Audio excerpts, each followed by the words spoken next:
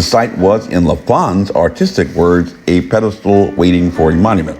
But any military veteran is well acquainted with the advantages afforded by high ground.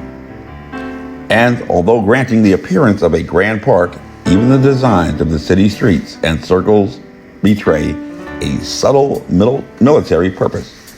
Just like some seemingly innocuous objects you might find in a theme park actually have a security purpose.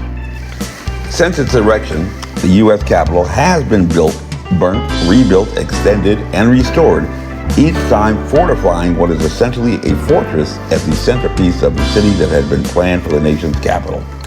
The War of 1812 left the Capitol in a most magnificent ruin, according to its architect at the time, after British troops set fire to the building on August 24, 1814. And only a sudden rainstorm, an act of God, prevented its complete destruction. In 1851, 10 years before a civil war would divide the nation, Wayne construction was halted on the Capitol while the building was even used as a military barracks, hospital, and bakery, choosing marble because the Akia Creek sandstone used earlier had already deteriorated noticeably. The new architect, Thomas Walter of Philadelphia, chose to use marble, much more sturdy and durable for the exterior. For the veneer, Walter selected marble quarried at Lee, Massachusetts, and for the columns he used marble from Cockeysville, Maryland. The marble terraces on the north, west, and south sides of the Capitol were constructed between 1884 and 1891.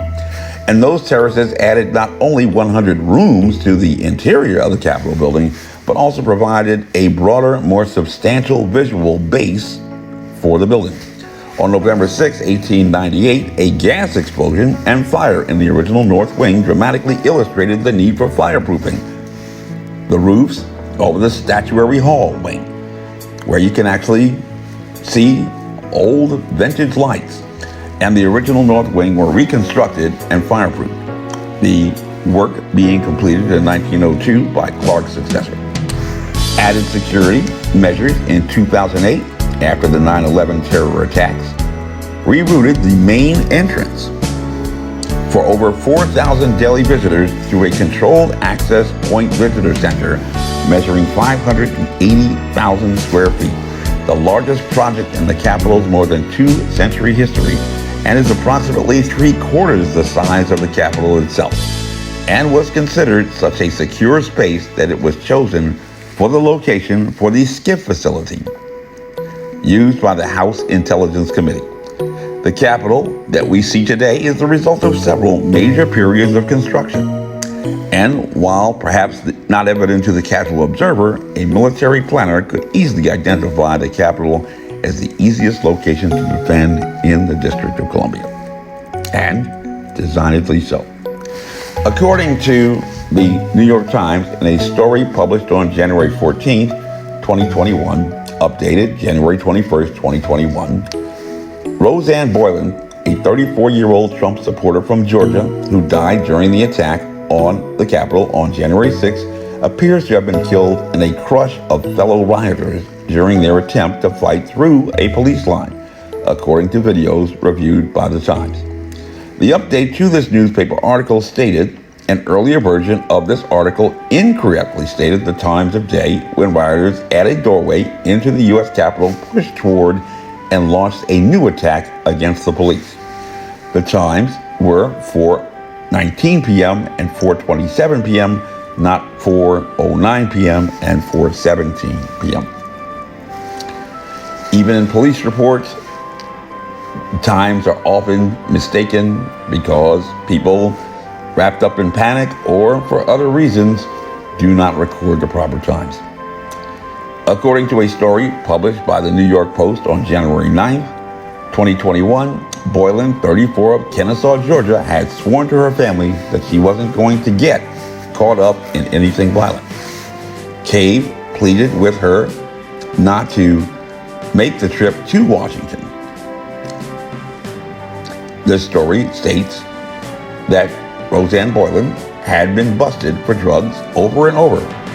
Finally, she stepped up and got clean. She even wanted to be a sobriety counselor. But she changed in other ways too. She turned conservative. She bought into the conspiracy cult QAnon. And she refused to believe Joe Biden defeated President Trump. And her denial of Biden's victory is what ultimately led to her death, according to news reports. Caught in the siege at the Capitol, her family told the Associated Press. She was one of 3 rioters who died of medical emergencies. And a woman was fatally shot, and a police officer was killed, according to that report. The Daily Mail reported on January 8, 2021, that Benjamin Dreesen, age 50, from Pennsylvania, had high blood pressure, suffered a heart attack in the midst of the excitement, his family said. An event that could happen any day in any amusement park. According to this account from the Daily Mail, Benjamin Phillips, a computer programmer from Pennsylvania, had organized for dozens of people to drive from Pennsylvania to D.C. He had a stroke, then died at the scene. Events like this can even happen while sitting in church or going to school. Yet, in a story published by the New York Times on January 7, 2021, and updated on January 20th, 2021, her name will now be connected to that date and to shaky footage showing a crowd of rioters smashing glass on the door leading to the Speaker's lobby of the Capitol. At the front of that crowd is a small figure of Miss Babbitt wearing snow boots, jeans, and a Trump flag wrapped around her neck like a cape. "Go, go," she shouts, and then 2 men hoist her up the rim of a broken window as she sticks her head through the frame. A Capitol police officer in plain clothes fires a shot, and she falls back into the crowd. Blood starts pouring from her mouth. According to that account, Ashley Babbitt had joined the Air Force immediately after high school, where she met and married her first husband, Timothy McKenzie. Served only 4 years on active duty, working as an enlisted security forces controller, a job whose duties include guarding gates at Air Force bases, and was deployed to Afghanistan and Iran. And she had served an additional 10 years in the Reserves and Air National Guard, deploying several times for civil disturbance missions and to the United Arab Emirates, but had separated 4 years short of retirement in 2016 as a relatively low-ranking senior airman. Ordinary people, extraordinary times, standing inside a fortress that is the People's House. My name is Major Mike Webb, and by God, I am running for governor of Virginia. I ask that every Virginian and American true, like the motto of the infantry, follow me, and we shall overcome. Honest. And y'all come back now. Yeah.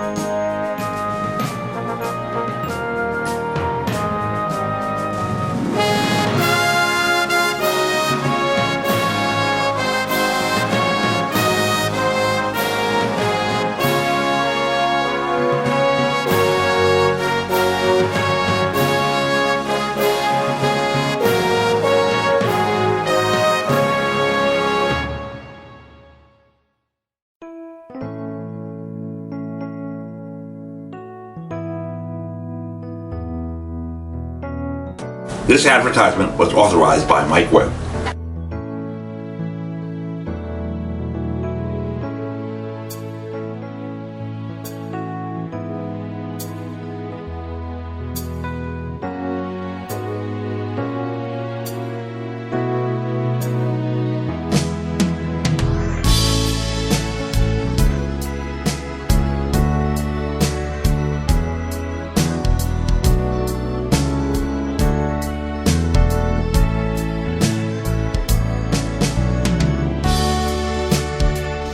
And y'all go back now. Hip,